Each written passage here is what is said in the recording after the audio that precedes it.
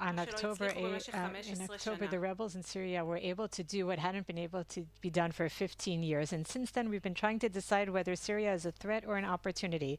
Does it want to normalize relations with Israel, or does it want to establish an al-Qaeda jihadist state? To answer these questions, I want to introduce Yaakov Lapin, a fellow researcher at Alma, whose work has been published by many research centers, including Alma, the Miriam Institute, JNS, and Channel 24. The panel will take place in English.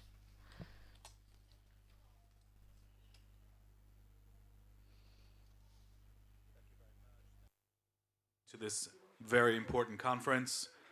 Last year, we could hear the explosions of artillery, IDF artillery, targeting Hezbollah, and now we're here in the north, a quiet north, and that's good news. That's definitely good news for everybody living here. And today we're going to be talking in this panel not about Hezbollah, which you've already heard about, but about Syria.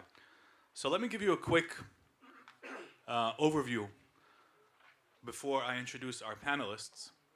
The IDF and the defense establishment have undergone a total sea change in the way they understand threats and how to deal with them. If in the past we heard about deterrence and we heard about trying to figure out enemy intentions, the big painful lesson from October 7th is that what matters is enemy capabilities and preventing those from being built up. That's the underlying logic of everything that Israel is doing in every arena. In Lebanon, which you've heard about, in Gaza, where it's being implemented in the form of achieving long-term security control on the ground, and in Syria, where this understanding is being applied in a very unique manner. And we're going to break that down. And in order to help us do that, I'm very pleased to introduce Eytan Cohen Yanarocak, Turkey expert at the Moshe Dayan Center for Middle Eastern and African Studies at Tel Aviv University. Hi, please join the panel. Dina Lisnyansky, an expert on the Middle East and radical Islamic movements, who teaches at Tel Aviv and Reichman universities, as well as at the Shalem College. And Boaz Shapira, a researcher specializing in the Syria arena for the Alma Center.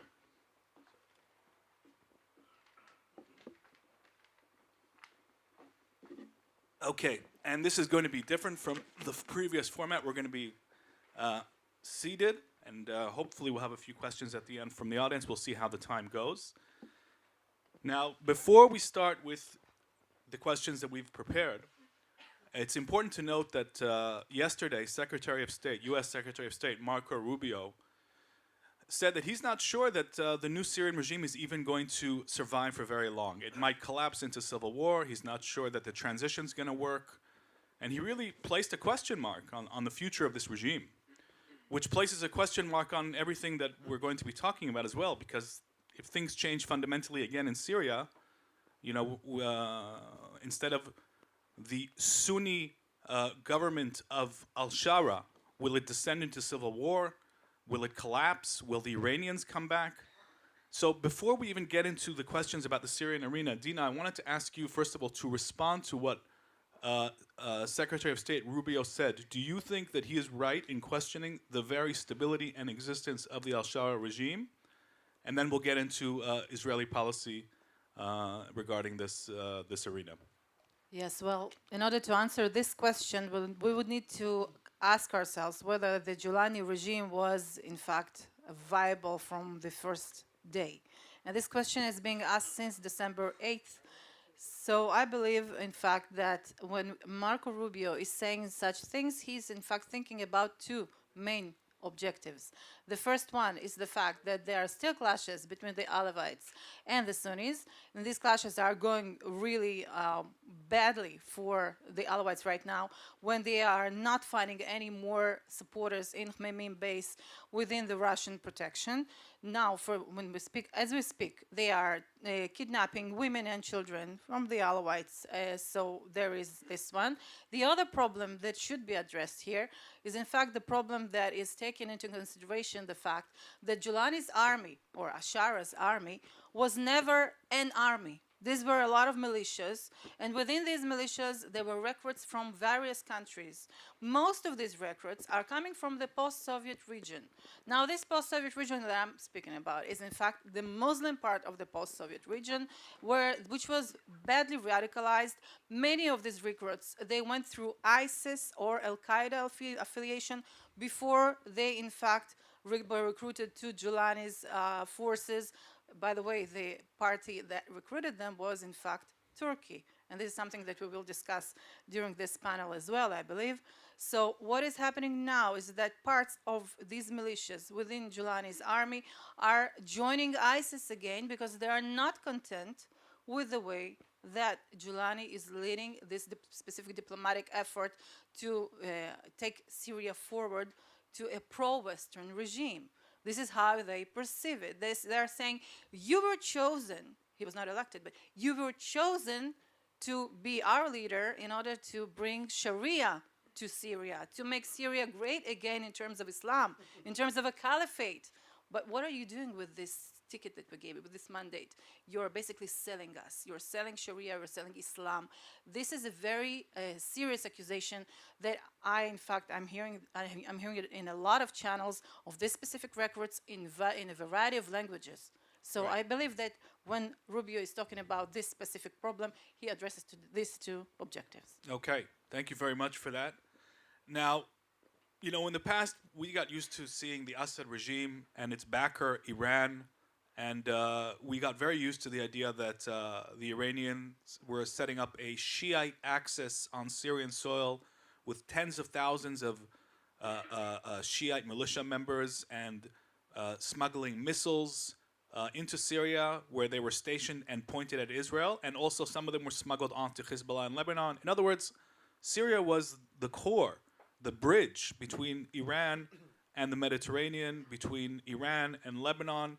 It was in many ways the heart of the regional Iranian Shiite takeover attempt.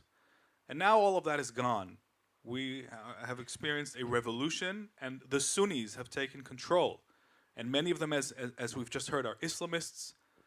And of course, al-Sharaa himself, former al-Qaeda member and Jabhat al-Nusra leader. Now he says he's somebody else. But just like Iran in the past was the dominant power in Syria, the fear amongst many in Israel today is that Turkey may become the dominant external power in Syria today and tomorrow. Instead of the Shiite Iranian agenda, we could be facing the Sunni Islamist Turkey agenda in Syria. And so my question, Chai, for you is, what do you think Turkey actually wants in Syria? And to what extent should Israel be concerned about this agenda? And also, if you can address a related question, does Trump understand the danger? Because he seems to be pretty good friends with Erdogan, President Erdogan of Turkey. Okay. First of all, thank you very much for having me on this distinguished forum. And let me answer you in Trump's language. Please be reasonable. Okay? We all witnessed in the Oval Office that Donald Trump is focusing on his immediate interests. When we compare the relationship between the Turkish president Recep Tayyip Erdogan and Donald Trump's previous term, we can basically understand that there is a huge difference. In his previous term, President Erdogan did not hold a card called Syria. In his previous term, President Trump imposed 5 different sanction regimes against Turkey, and he punished Turkey severely. Their relationship was very awful. But now, after we have seen the Syrian revolution, everything has changed, and Erdogan is very much aware of the value of the card that he is holding. And he is telling the President of the United States, if you would like to penetrate into Syria, if you would like to make money from this reconstruction of Syria, so why shouldn't we collaborate together? Okay, when we are looking at history, after the collapse of the Ottoman Empire, the Syrian territory, we all know that, was ruled by the French Mandate. After the French Mandate, it was the Syrian Republic, which was the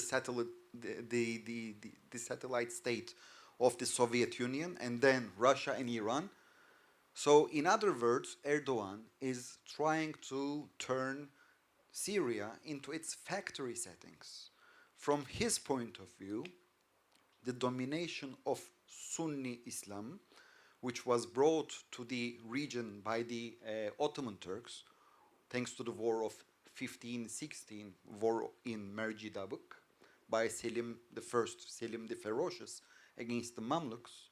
So he wants to revive the Ottoman influence. And since he sees himself as the grandchild of the sultans, and you already mentioned the caliphate, I would like to remind you that the Turks got the caliphate from the Arabs with the War of Ridania in 1517, when they conquered Cairo. So from the Turkish perspective, they are the true owners of the land, and this is the main distinction point between the Russians and the Turks. Mm-hmm. While the Russians regarded Syria as a satellite state with no emotions towards it, the Turks are looking at Syria as their own territory. I would like to quote Mr. Erdogan. He said, if the First World War ended in a different direction, then all of the provinces like Idlib, Aleppo, Damascus, they would be all regarded as Turkish provinces. And just after, he already said that this province thing, right? So I'm also looking at the Turkish actions and Turkish ministers' statements. The Turkish transportation minister, for instance, Abdülkadir Uraloğlu, he made a very important statement. He said that we will going to pave the ways, the highways of new Syria. We will pave the new Hijaz Railroad. For those who are not familiar, Hijaz Railroad originated from Istanbul to Damascus to Mecca and Medina, right? And he's talking about, providing radars, technological equipment to the airports, providing infrastructure for the mobile telephone technology, etc.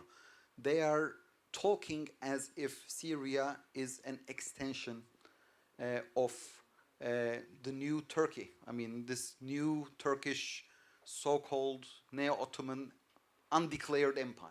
Yep. Okay?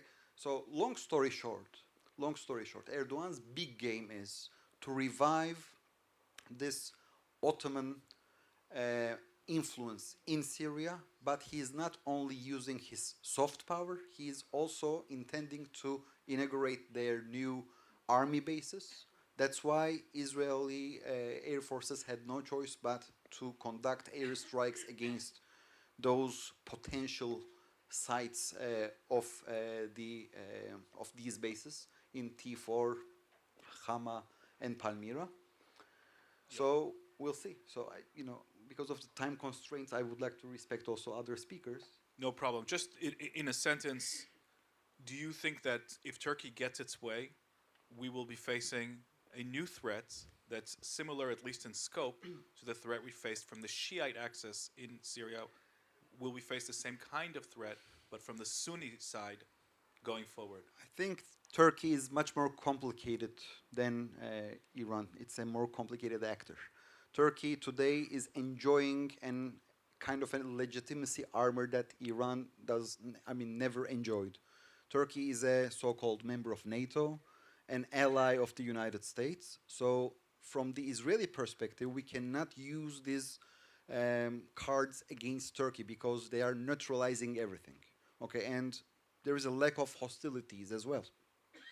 So the thing is, unfortunately, last October, in the Turkish parliament, there was a closed session that the protocols of this closed session will be made public only after 10 years. But the subject of the closed session was Israel as a national security threat against Turkey. later in January, they published a very important document. Again, it was leaked to the press intentionally. Again, Israel was tagged as the most important national security threat for Turkey. And third, and not the least, after the airstrikes that I already mentioned in T4 Palmyra and Hama, once again, there was another statement from the Turkish foreign ministry that tagged Israel not only against Turkey, but for the entire region, for the stability of the entire region, and as a national security threat for all of its neighbors. Okay? We all know that also Israel had no choice but to send a very clear message to Turkey with the publication of the Nagel report.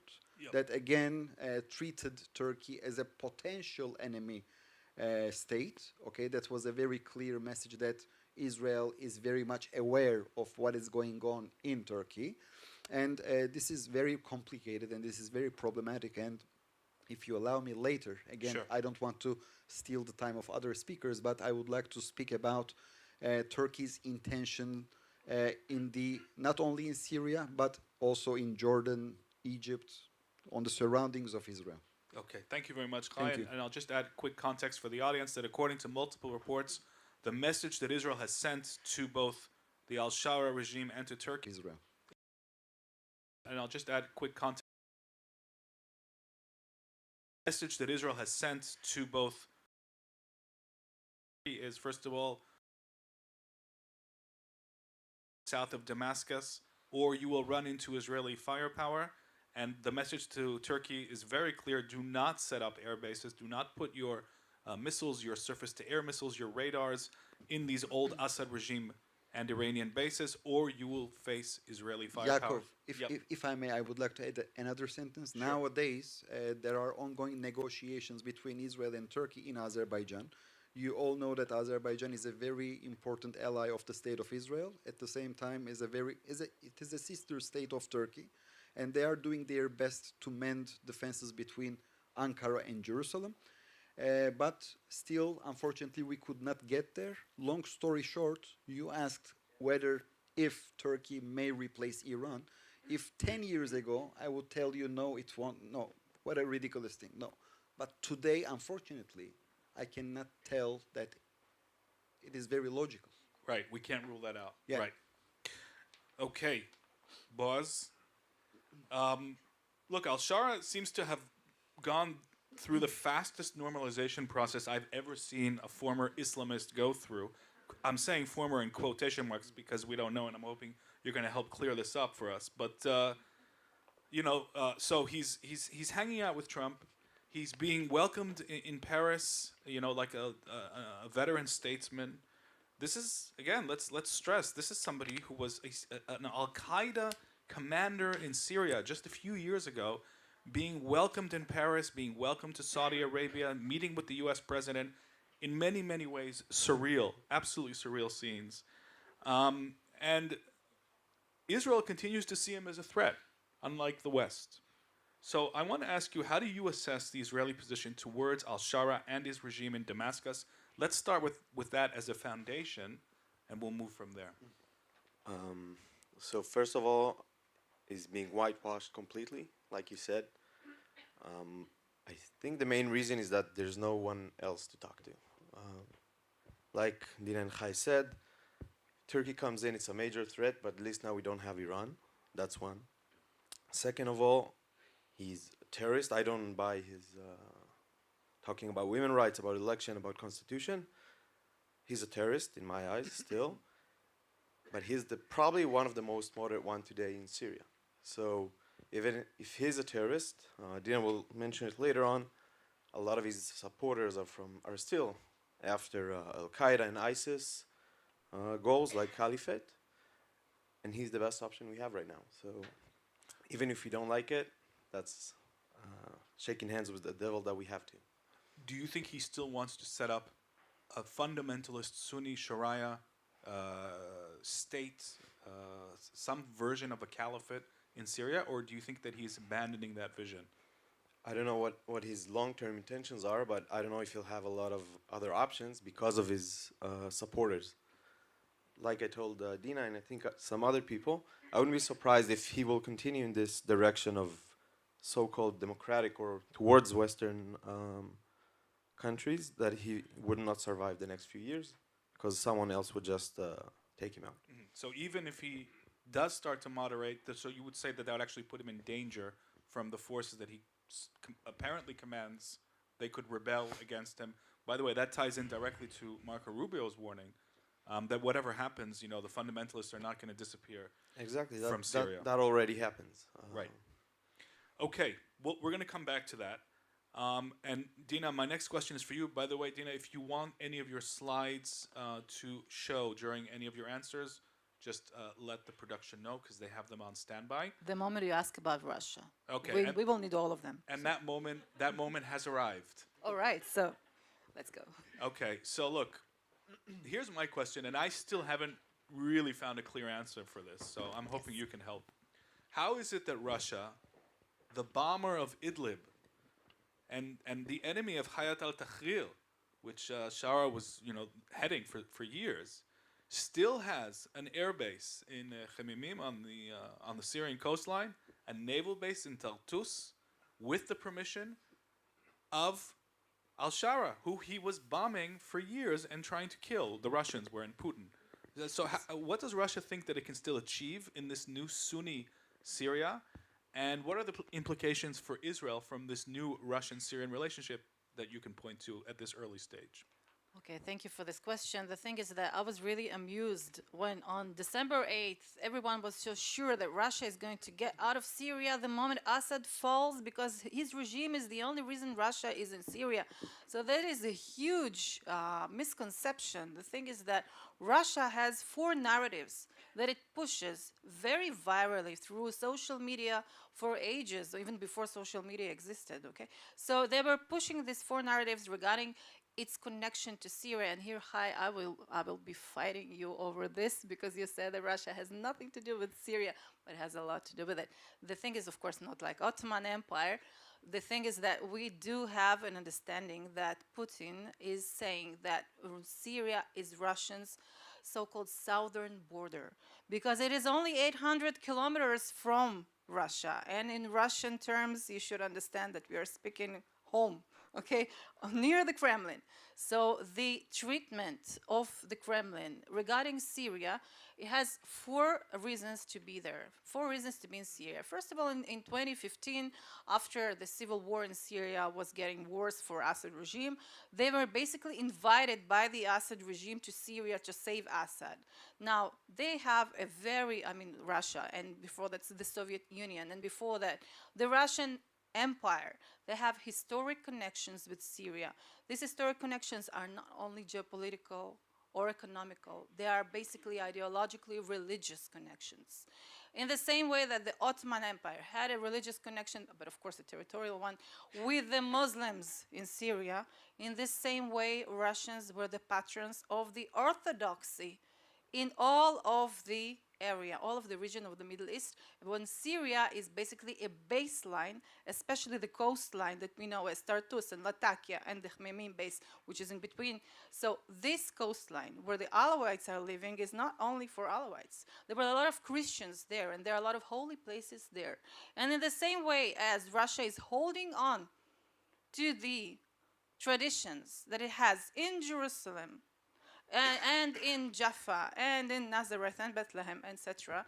The same way it holds on to these holy places, it holds to the holy places in Syria, and it also still regards itself, even after the 71 years of communism and atheism, still regards itself as a patron of the holy places of the Christians in Syria, in greater Syria. So this is one reason. But this is the second reason after they were invited by Assad, okay? So this is the second reason for the Russian presence in Syria. The third one is, actually I wrote it here, I quoted the Minister of Foreign Affairs, Lavrov, when in 2016 he said that the West sets chaos and Russia saves lives. This is why Russia is basically in the Middle East, in Syria. And here you can see a cartoon that it's just pictures at all. You can see the Russian bear who brings justice to the area, while Who are these three that are hiding behind the rock? We have ISIS. We have basically Julani with his Hayat Tahrir al-Sham, which is the new Jabhat al-Nusra or Al-Qaeda in Syria. So, and in between, who is this there? The CIA, thank you. Why the CIA? What is the CIA doing there? So basically the fact is that the Russians remember very well the Afghan war when the CIA created who? Al-Qaeda. Okay, Al-Qaeda. So when they were given a lot of money to the Taliban, and then basically after that Abdullah Azzam, I'm sorry if you don't know him, but it's okay because it's part of the region's history, of course, he was actually creating Al-Qaeda on CIA's money. At least this is the Russian narrative. And this is why the Russians are here. This is why they're in Syria, and this is why they're not going to give up so quickly. And I would like to show you the next slide where we can see that very, very quickly, on December 12th, I mean 4 days after they rescued Assad, we can see that Putin and al-Sharaa are having negotiations through Erdogan because, of course, Erdogan is the link that connects between the two. And, of course, Erdogan is the one who is standing behind this specific change in Syria. Everyone knows that. And Russians are using this. And the fact that they didn't this, and the fact that they regime in Syria for a decade longer is only due to the fact that they were already saving his regime for a decade, and they were fed up with this. Also, they don't have enough resources to, throw also on the war in Ukraine and on the war in Syria for such a long period of time.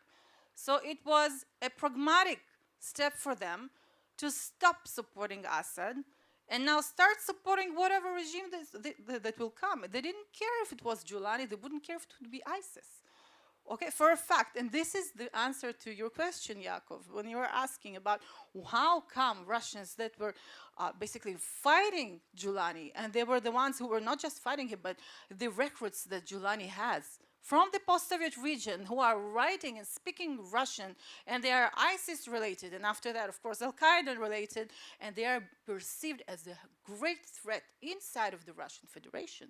How come Putin is still coming and giving his hand to not only Erdogan, but also to Julani?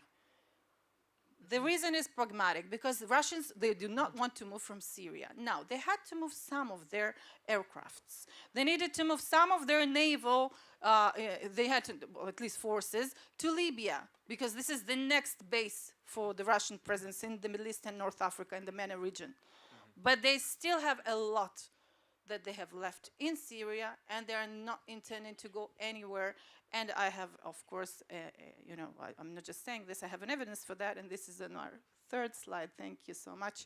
Here we can see that Julani is meeting with Putin's right hand, basically, in Syria, in Damascus, who came to greet him, and he was one of the first diplomatic persons that came to greet Julani when he became president.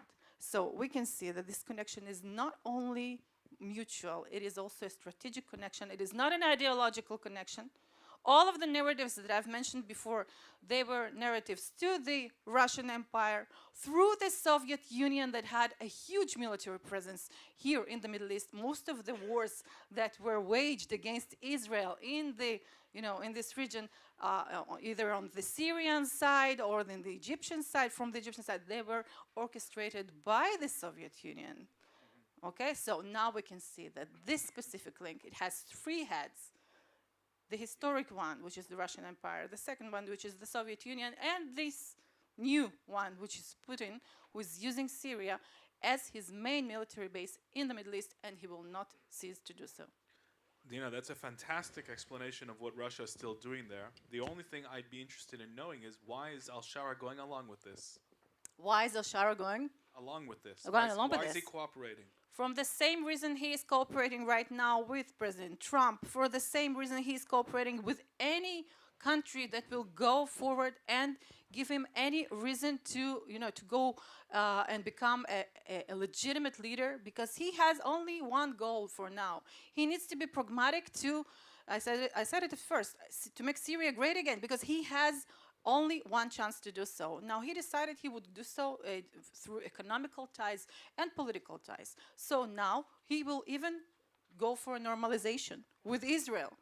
This is even beyond everything that we thought about, because to give your hand to Putin is one thing, but to give your hand to Israel is a whole other kind of, let's say, traitorry in the eyes of his followers.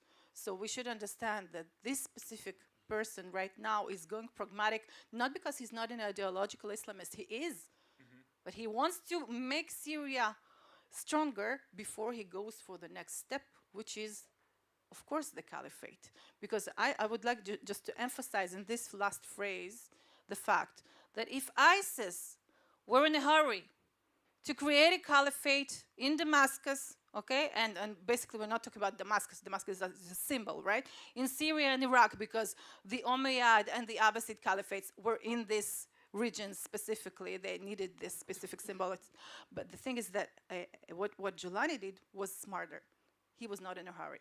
He decided to, at first, win the hearts of the world, and after that, to make this territory, you know, a real Islamic territory under the laws of the Sharia. He's not saying he won't do that. He is only playing a two-faced game. This is double talk. And this has a lot to do with a lot of the traditions that we see within Islamist leaders. And I don't have to go, you know, to a very far-away history. We have the example of the Taliban in Afghanistan. On August 2021, after the US withdrawn its troops from Herat and after that from, of course, Kandahar, etc., they are basically entering all these cities and reestablishing a new Islamic state. And at first they say, the new Taliban is not the old Taliban. It's okay. We will not be repressing women's rights. What is happening now? Are there any schools for girls today in Afghanistan? This is a new thing, right? No, it's just more of the same. But they did what they needed to do in order to be, you know, withdrawn from the blacklists of terrorist organizations in the West, and they almost managed to do so. By the way, Russians are now, they have decided in the last month to take out the Taliban from their blacklist of terrorists. Russians that were fighting the Taliban all their lives.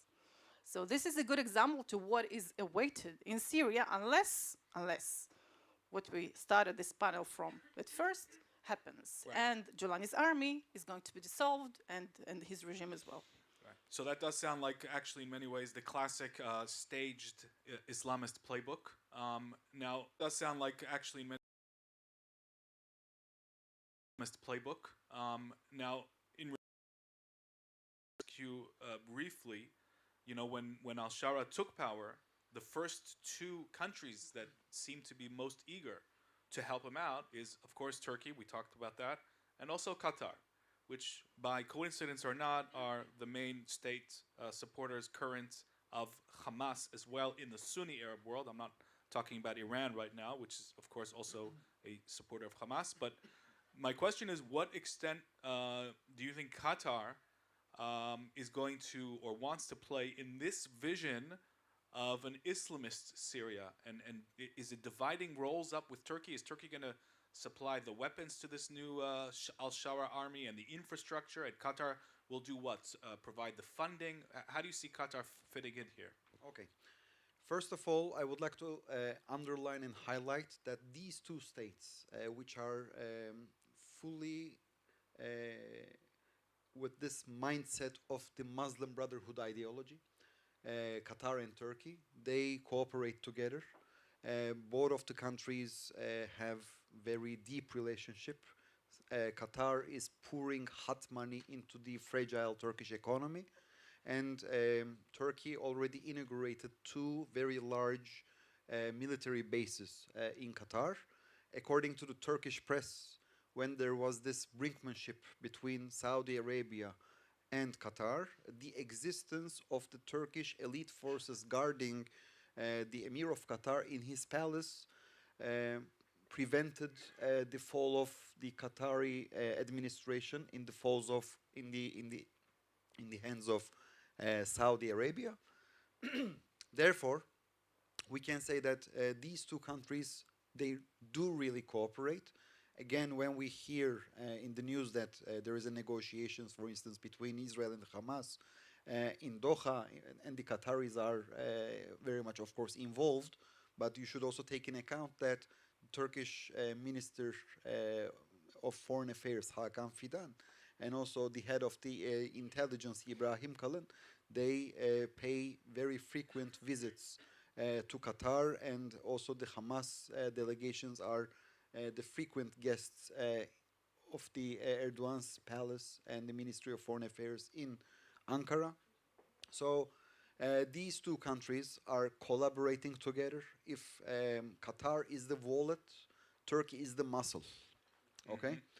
And we should really internalize this fact. I assume that you all going to the bookstore. In a bookstore, you always see 1 + 1. Whoever buys Turkey gets Qatar for free, and whoever gets Qatar gets Turkey for free. Okay, so yes, the brands are different, the flags are different, the costumes are different, but please be, let us again, in Trump's language, be reasonable. They are serving the same interests. They are focusing on the same goals. So when we are looking at Syria, these two countries, Turkey and Qatar, they are the first states that they inaugurated their embassies there. The first ever foreign official visited al-Sharaa or al-Julani in Damascus was the head of the Turkish intelligence.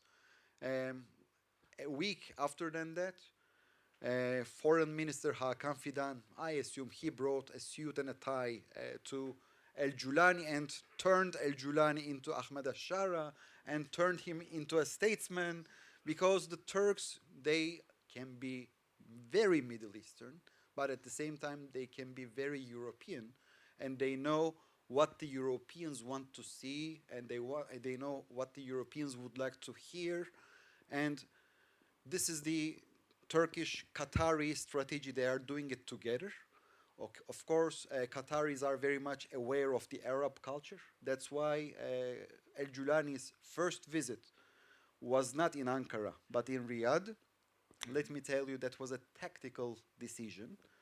In reality, the top priority of today's Syria is Turkey, because Turkey is pouring lots of resources into Syria. Maybe you are not aware, but since 2016, Turkey is occupying Syria.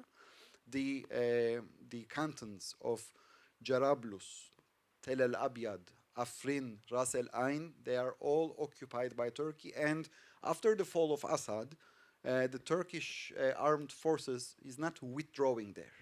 Okay, so it is also giving us an impression that wherever the Turkish army is, penetrating, they do not know, in our cars, there's a reverse gear. They do not have a reverse gear. In Iraq, since 2019, they penetrated into Iraq. They formed temporary military bases, okay, and they are still temporary, they are still there. They are in Syria, they are in northern Cyprus, they are in western Syria, they are in Somalia, and maybe I'm not aware, but if you ever witness that the Turkish armed forces are withdrawing from a territory that they unilaterally occupied, please just tell me and I would love to be enlightened, okay? Yeah. Long story short, these two countries are collaborating together, and I think they are doing a great job, okay? I mean, we have to be very honest. They are doing a great job. They are harmonious, and they are not surprising each other. And the West is only fantasizing about silence. The West is fantasizing about stability. The West is fantasizing about getting rid of Syrian refugees. Let me tell you, if I was a Syrian refugee in Berlin, I would never go back to Damascus. Apologies, maybe Damascus is super beautiful, exotic, but Berlin is more beautiful and more stable. Yeah. Right? Let me conclude. Who is going to reconstruct Syria?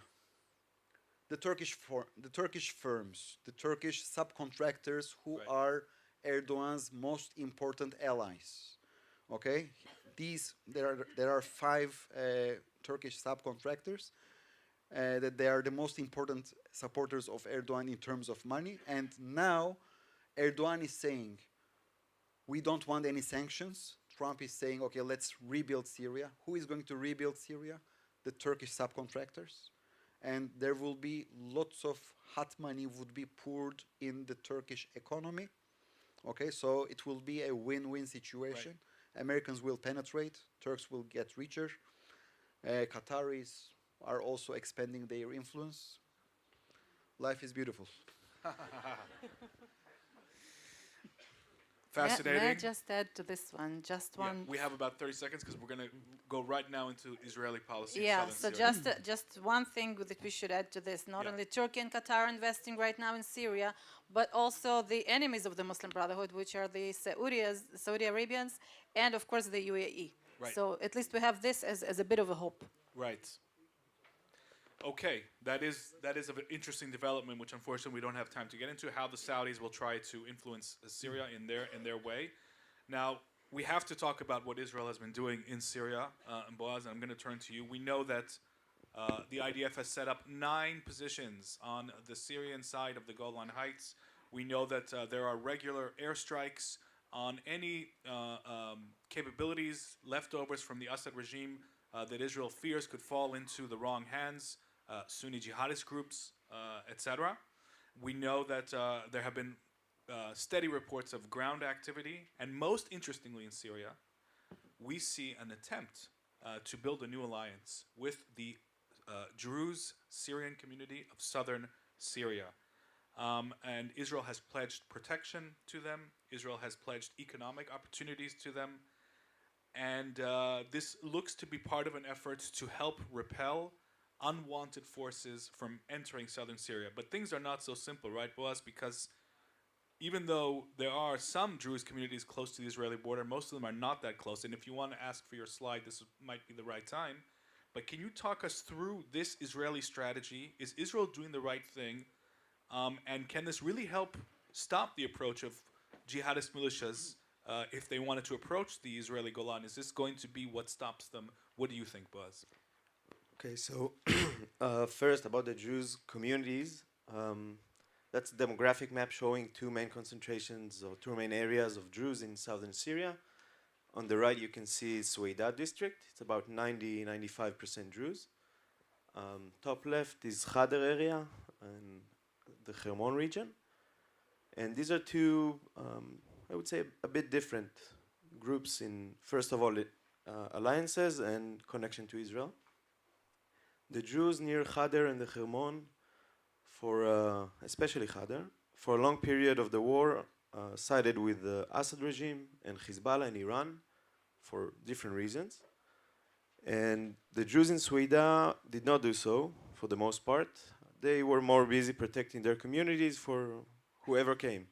That means that during the war they could have fought the Assad regime on one day, and a week later they would have fought ISIS along the Assad regime, depending on who they need to cooperate with. And these communities there has much stronger ties and connections with Israel, Israeli Druze, both in the Golan Heights and the Galilee. And I think a lot of the pressure and a lot of the interest we are now seeing in Israel to protect the Jews comes from the Druze community, the fact that we have this big Druze community in Israel, 150,000 or so. And as you can see, it's not that close to Israel. Suwaida is about 50 to 70 kilometers away from the border. So if you're asking if they can be some sort of a proxy or a militia, I'm not sure that's the right answer. Both because of distance, but the other reason is I'm not sure that's right for Israel. It's one thing to put limitations or demands to the new regime, telling him you cannot have forces south of Damascus or you cannot harm the Jews. That's one thing you can debate whether it's acceptable or not. It's another thing to side with one party within Syria, country that might fall into a civil war very shortly. And even if not, I'm not sure there's any threat right now to Druze. The past two major events, one in Germany and one in Suwaida, talked about hundreds of Jews that were killed and slaughtered, and it turned out to be fake. Same thing happened during the civil war in Khader, and it was part of an attempt to draw Israel in. Now let's say we do save the Druze from this threat, how is it going to develop? Let's say we do save them. Would anyone cooperate with them? Will anyone be able to talk with them inside Syria? Would it be looked at as traitors, collaborators? That's one. And if we won't be able to save them, what does it say about Israel? So I would generally say that unless there's a real imminent threat to Jewish communities in Syria, I don't think it's the best idea for Israel to intervene. You can support in many different ways which do not include bombing Damascus or other parts of Syria for this target.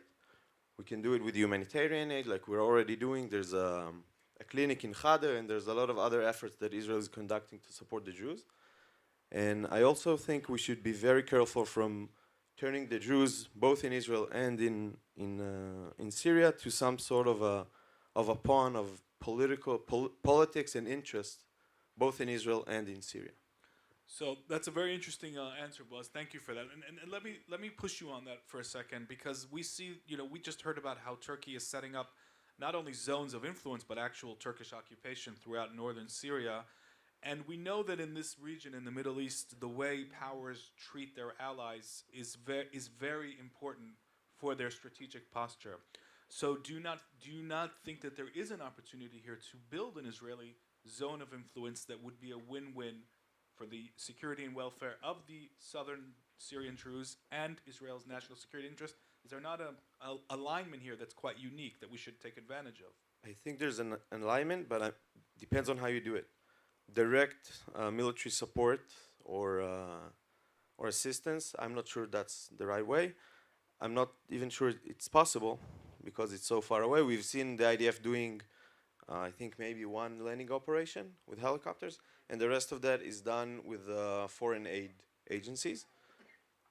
Can we use them as some sort of leverage influence? Yes, again, it depends on how you do it and how much you want to poke the other side's eye. Gotcha.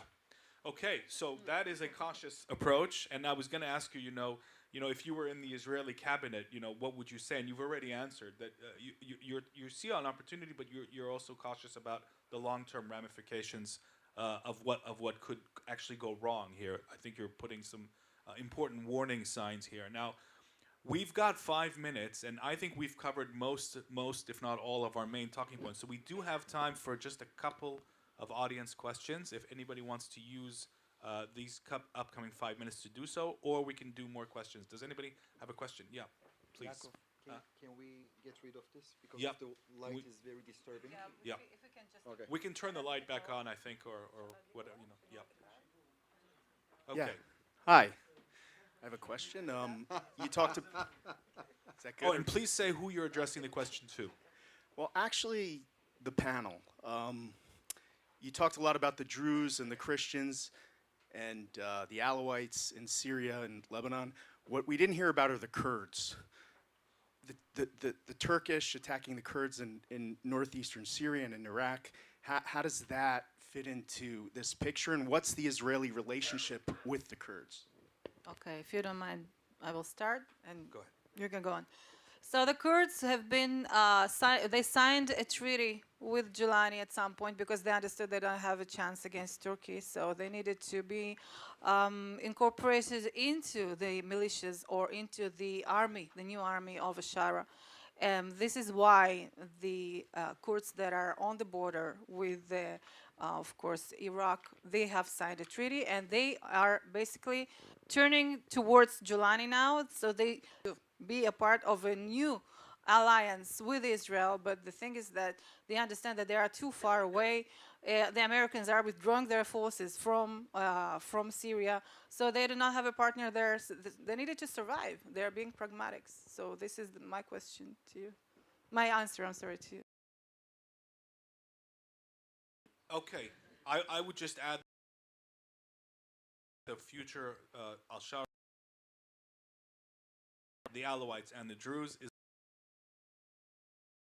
where this regime is going. Duty of being very vocal about this and making sure that the world sees what's going on with Syria's minorities, who, in my view, they are facing a threat from Islamist and jihadist forces. Whether they're coordinated with al-Sharaa or not is a different question. So, yeah. Oh, we've got a lot of questions. Okay. Should we get, I'm not controlling where the mic goes, sorry. That's a question to our Turkish friend. Do you Not think... anymore, but fine. I was born and raised there, but not Turkish You anymore. talked a lot about geopolitics, Sunnis, Shiites. Do you think they all are interested, or looking at the dollars? Do you think the dollars, money, will solve the problem and will make the area more relaxed? Okay, thank you. I think in the short run, yes. In the short run, yes, because I'm looking from the Turkish angle. Turkey poured lots of money, lots of resources into this Syrian war, and now, from their perspective, it is the time that they want to get it back. Okay, they made a huge investment. If it's possible, send back the refugees back to Syria. Will also, of course, improve Erdogan's approval rates at home. Okay, but it's not only that. Turkey is a country which is doing a very long-run strategy. Okay. And in this regard, I think this is not only about the money, but they think even bigger. For instance, now I'm going to speak about what I wanted to tell you before. Last March, the Turkish foreign minister was hosted in Amman, in Jordan, together with the foreign ministers of Lebanon, Syria, and Iraq. These five neighbors of Syria. They initiated a new initiative, a new sort of a nucleus of a new military alliance called the Neighbors of Syria. Apparently, they are saying that it is against the ISIS. In my opinion, ISIS is the fig leaf. This is a new military formation. Again, in my opinion, it is designed to deter the state of Israel in the future. And last Eid al-Fitr, Erdogan also called his Egyptian counterpart Sisi and asked him to make all necessary, updates, to update each other and to behave and to shape their policies together. So when I'm looking at the map, Lebanon, Syria, Iraq is far away, but they had to be politically correct, right? Neighbors of Syria, Jordan, Egypt. It means that Israel is besieged in the very near future. And if we also think about the very powerful Turkish navy, this crescent can be closed where? From Libya to Turkey. We all know that there was a maritime delimitation agreement between the government of national accord of Libya and Turkey. The Turkish navy is present there. They are violating the Greek exclusive economic zone. They are not respecting the exclusive economic zone of Republic of Cyprus as well. So, in my opinion, in the very short run, yes, they are focusing on money, and for money you need stability and legitimacy. Once they are doing this legitimacy, they are doing this, ring of fire. We always talked about here in Israel about Iran's ring of fire, and Iran did that with illegitimate proxies. Turkey is doing that with super legitimate nation states. This is the Turkish way of doing it, with suits, with ties, and a member of NATO, an ally of the United States. He's a great guy, right? That's what Donald Trump says. He's a great guy. And we have one last question and a very brief answer, and then we'll be out of time. So, yeah. I was wondering if you could speak more about Saudi Arabia's interest in Jolani, particularly with the not-so-friendly ties between Turkey, Qatar, Muslim Brotherhood supporting nations, and Saudi Arabia. Do you think that this is a play for influence, or it's showing to greater cooperation growing between Saudi Arabia and Turkey, or if it's a play? And where do you see this potentially going? Good impacts and bad. Yeah, right. So we call this meeting today, this conference, from a Shiite axis to a Sunni axis. But the actual fine-tuning would be to two Sunni axes. And this is exactly what you're asking, basically. You're saying, what about Saudi Arabia in front when it's confronting the Muslim Brotherhood. So we are talking about two different influences, two different vectors. The first one is Muslim Brotherhood affiliated, which is of course Turkey and Qatar, and it's all a part of a greater plan, as Chai already explained. The second one is Saudi Arabia, the UAE, and perhaps more moderate Sunni states that are fighting the Muslim Brotherhood within their states and also from the outside. So this is the greater influence that we are talking about. We are talking about not just economical and political influence, we're talking about an ideological influence as well. And I think we know who Israel wants to win in this internal